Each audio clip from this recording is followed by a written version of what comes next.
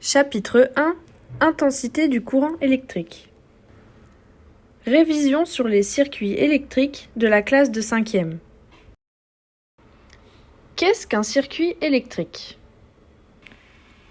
Un circuit électrique contient obligatoirement un générateur, comme par exemple une pile ou un générateur, qui apporte l'énergie au circuit. Et au minimum un récepteur, comme par exemple une lampe ou un moteur, qui utilise l'énergie pour produire de la lumière, un mouvement, etc. Faisons un rappel sur la schématisation du matériel. Le générateur est associé à un cercle avec un G à l'intérieur et les signes plus et moins de chaque côté.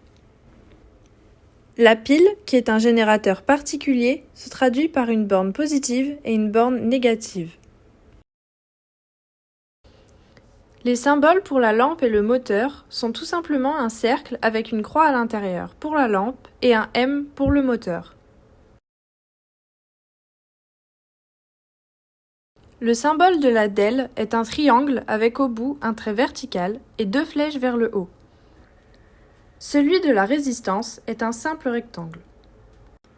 Et pour finir, les symboles de l'interrupteur sont représentés par deux petits points et un trait soit ouvert, soit fermé.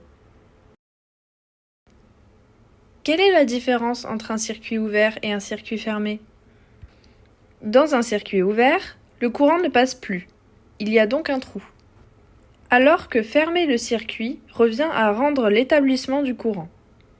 Par exemple, fermer l'interrupteur d'une lampe permet d'allumer cette dernière.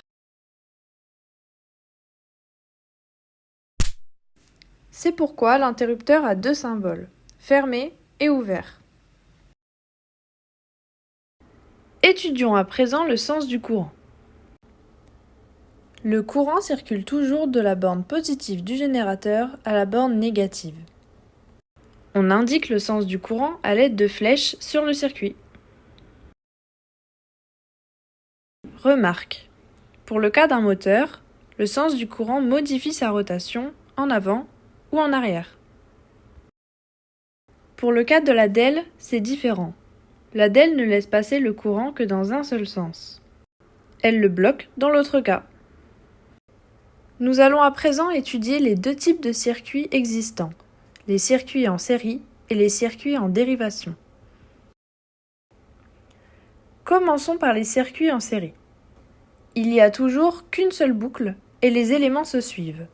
Si un des éléments est en panne ou même retiré, tous les autres s'éteignent. Voyons maintenant les circuits en dérivation. Les circuits en dérivation contiennent toujours au minimum deux boucles. Si un des éléments est en panne ou retiré, les autres continuent de fonctionner, car chaque boucle est indépendante. Clôturons par les courts-circuits, qui représentent un danger, car ils relient directement les bornes du générateur entre elles. Cela provoque un grand courant dans le circuit et un risque de détérioration du générateur. Cela peut aller jusqu'à l'embrasement du conducteur. Nous allons maintenant faire un récapitulatif sur ce qu'il faut savoir. Il faut connaître le symbole des dipôles générateur et récepteur. Connaître le sens conventionnel du courant et savoir le représenter sur un schéma. Reconnaître des dipôles en série et en dérivation. Et repérer un court-circuit et en connaître le danger. Merci d'avoir suivi ce cours.